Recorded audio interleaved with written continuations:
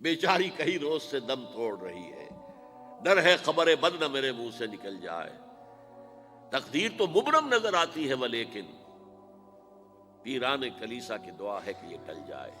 تو پہلی بات میری ختم ہوئی، عالمی نظام خلافت دنیا کی تقدیر مبرم ہے، ہو کر رہے گی، اس میں کسی صاحب ایمان کو کوئی شک، کوئی شبہ، کوئی ریب نہیں ہونا چاہیے۔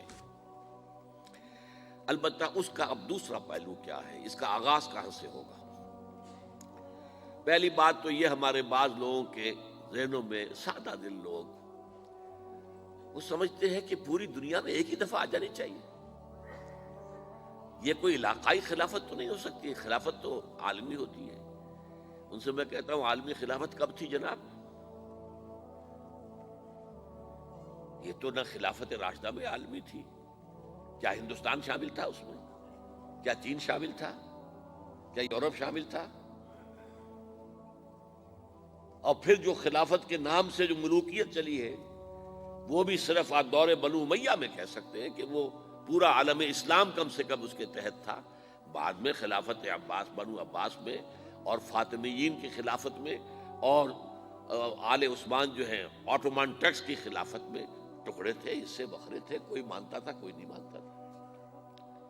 اور سب سے بڑی بات یہ، اگر ایک دم پوری دنیا پر خلافت قائم ہو سکتی تو حضور کے دست مبارک سے ہوتی، لیکن نہیں ہوئی۔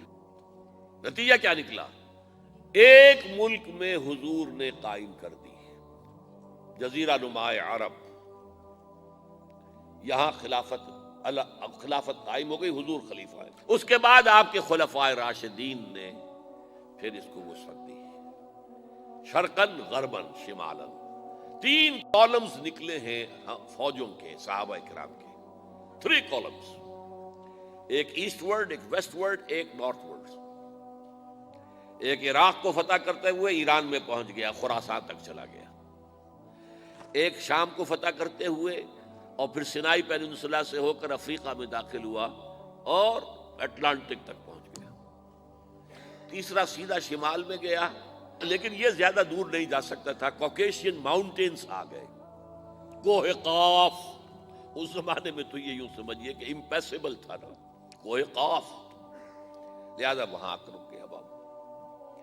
اب بھی یہ ہوگا، کسی ایک جگہ سے شروع ہوگا پھر پھیلے گا، اس کے سوا کوئی چارہ کار ہے ہی نہیں۔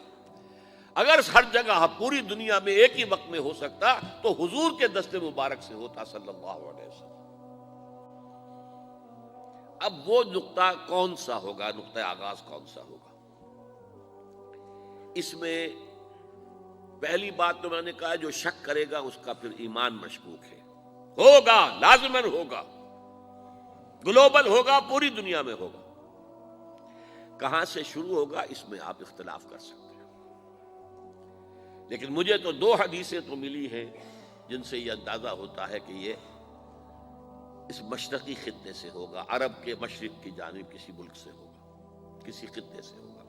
وہ حدیثیں بھی اب آپ پڑھ لیجیے پہلے، پھر میں کہہ رہا ہوں یہ خزانہ ہے جو ہم نے آپ کی خدمت میں پیش کیا ہے، کاش کہ آپ اس کی قدر کر سکیں، یہ حدیثیں آپ کو ازبر ہو جائیں، یاد ہو جائیں، لوح قلب پر نقش ہو جائیں۔ ہندوستان اور خراسان یعنی موجودہ افغانستان کا ذکر، ابن ماجہ کی روایت ہے، عن عبداللہ ابن الحارث رضی اللہ تعالی عنہ قال رسول اللہ صلی اللہ علیہ وسلم یخرج ناس من المشرق یؤتئون للمہدی یعنی سلطانہ، یعنی سلطانہ، دونوں طرح سے پڑھ سکتے ہیں۔ حضرت عبداللہ ابن حارث فرماتے ہیں رضی اللہ تعالی عنہ کہ حضور نے ارشاد فرمایا، مشرق کی طرف سے وہ فوجیں نکلیں گی، لوگ آئیں گے جو عرب میں مہدی کی حکومت قائم کریں گے۔ یہ مہدی کون ہوں گے اس کا ذکر میں ذرا بعد میں کروں گا، لیکن نوٹ کر لیجئے کہ مہدی سے پہلے لازماً کسی مشرقی علاقے کے اندر وہ نظام قائم ہو چکے گا، تب وہاں سے فوجیں آئیں گی نا۔ یہ مشرق کون سا ہے؟ عرب کے مشرق میں آپ چلیے، ایران بھی آ جائے گا، افغانستان بھی ہے، پاکستان بھی ہے، اور اگر اسے اور توسیع دیں تو ہندوستان بھی ہے۔ یہ ہے عرب کا مشرق،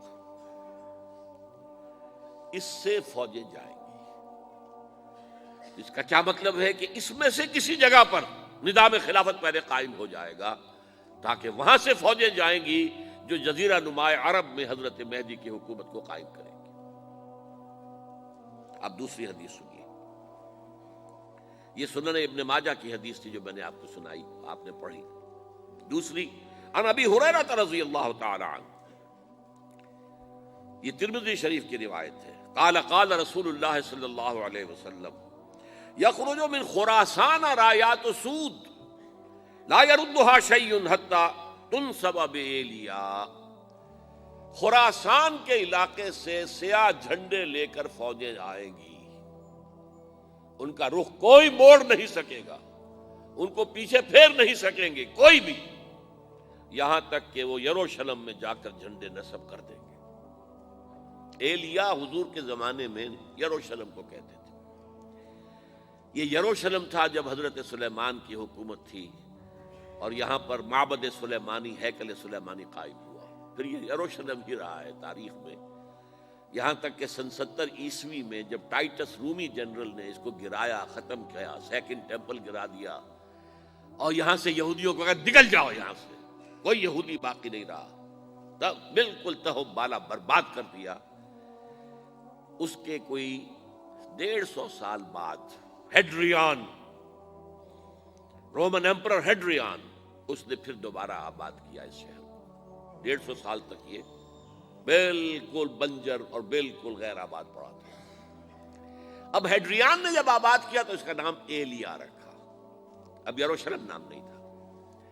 تو حضور کے زمانے میں پھر اس کا نام ایلیا تھا، اور اب اس سے کیا معلوم ہو رہا ہے کہ یہ یروشلم مسلمانوں کے قبضے سے اس وقت نکلا ہوا ہوگا۔ ایک دفعہ پہلے نکلا تھا، سن 1099 عیسوی میں مسلمانوں کے ہاتھ سے نکلا، کروسیڈرز، عیسائیوں نے آ کر اس کو قبضے میں کیا، لاکھوں مسلمانوں کو مارا، قتل کیا۔ اس کو 1187 عیسوی میں واپس لیا ہے۔ کس نے لیا ہے؟ صلاح الدین ایوبی، کرد۔ عرب کھوکھلے ہو چکے تھے، عربوں نے کھویا، واپس نہیں لے سکے، بہت حکومت کر چکے تھے، 400-500 برس کی حکومت کر کے، اور ان کے عیش اور ان کے آرام، اب ان میں جان نہیں تھی کہ وہ واپس لے سکے۔ واپس لینے والا گرم کرد خون تھا، صلاح الدین ایوبی۔ تو گویا کہ اب آپ سمجھئے کہ 88 برس تک عیسائیوں کا قبضہ رہا یروشلم پر۔ اب 1967 میں یہودیوں نے قبضہ کیا ہے، اور اب 38 برس تو ہو گئے، 88 نہیں تو 38 برس تو ہو گئے، لیکن وہ دور آئے گا کہ اب پھر لیں گے۔ لینے والے عرب بھی نہیں ہوں گے، خراسان کے علاقے سے فوجیں آئیں گی۔ یہ خراسان کیا تھا؟ ایلیا تو میں نے آپ کو بتا دیا، یروشلم کا نام ہے۔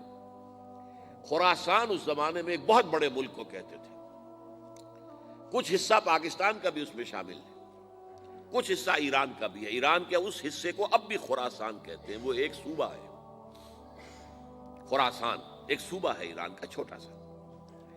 پاکستان میں خاص طور پر یہ جو علاقہ مالاکنڈ ایجنسی کہلاتی ہے، اس سے اوپر جتنا علاقہ ہے، اور یہ جو واخان کی ایک پٹی آتی ہے اوپر، واخان افغانستان کی ایک پٹی سی دم سی چلی آتی ہے جو جا کر چائنا کی سرحد سے مل جاتی ہے، یہاں سے لے کے یہاں تک یہ جو مالاکنڈ کا وہ درہ ہے اور پہاڑ ہے، یہ بھی خراسان کا حصہ ہے۔ باقی تقریباً 2/3 آف افغانستان، ساؤدرن حصہ نہیں ہے خراسان کا حصہ، یہ سیستان کہلاتا تھا، یہ خراسان نہیں ہے۔ لیکن یہ کہ اوپر کا 2/3 آف افغانستان، اور اس کے ساتھ یہ جو عرب، جو اب یہ ترک ممالک آزاد ہوئے ہیں سوویت یونین کی ڈسولوشن کے ساتھ، یہ سارا علاقہ کہلاتا ہے خراسان بزرگ، دی گریٹ خراسان۔